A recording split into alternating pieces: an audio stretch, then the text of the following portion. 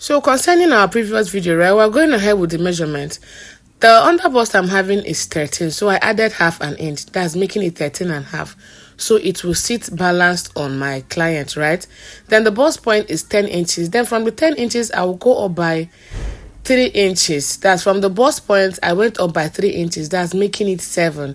And around that 7 is the upper chest line. You get. So if you didn't understand that part, please do well to slow this video or take it back and then you watch.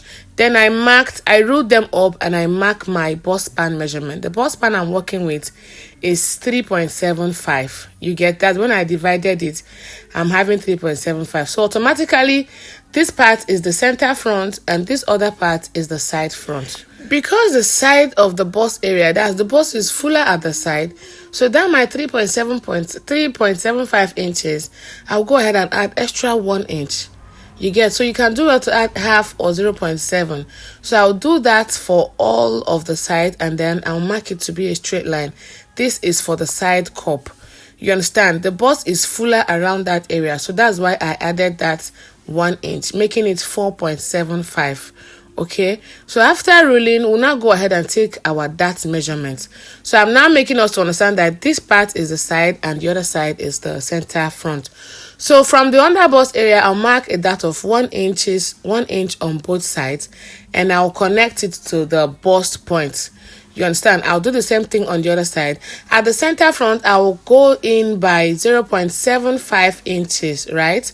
That's around here. I'll come down by 0.75 inches and I'll go up by 0.75 inches. These are for the darts. This is how you will manipulate your darts to achieve a perfect cup. Okay, so all right, then for the side bust area, for the side cup, I will come down by 1 inches.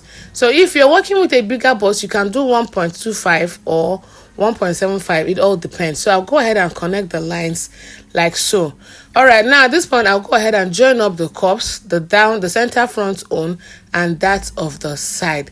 Please do well to pay attention to this video. This might be a bit longer than usual, but I promise you're not going to regret the outcome. So at this point, I'm going ahead to mark up the side. You can see how I'm going about it. So at the center front area, I'll come down by half of an inch or 1 inch or 0.75. Now this is to give it a bit of shape. Then around the side area, I will come down by half of an inch. Now I am going to maintain what I have from the under bust to the chest line. So I'll go ahead and connect these lines like so. I'll find the perfect part to give it a sweetheart neck like this. Connect it to the 1 inches I came down around the center front, and go ahead and connect it to the half of an inch I came down towards the side cup. Okay, now this is just to give it a kind of sweetheart shape like that. So this is what we are having around this part. You see that our cup is being formed, right? So because of the shaping, I'll go in by 0.25 on the center front. That's what I'm marking now. And I'll also do 0.25 on the side cup, just to give it a little bit of shape. Then I'll connect it to the center front like so. Watch closely, you'll see how I'm marking it. So you do well to mark yours like this. Now at this juncture, our cups are ready.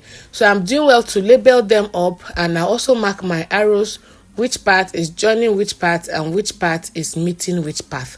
So this is what we have. I will label center front, and side front. So at this point, I'll go ahead. So do well to pay attention and watch closely the path that I am cutting. Okay, it's just those cup style, those sides that we have already marked that I am cutting, right? So I'll go ahead and cut this and I'll bring it to show us the final outcome. So after cutting, this is what we have, right? So for us to confirm what we had, I'll go ahead and get a masking tape and I'll place this together like so. And then after placing, I'll try to put them together. Now just pay attention, they should not be on each other. Just make sure it's sitting on the gum, right?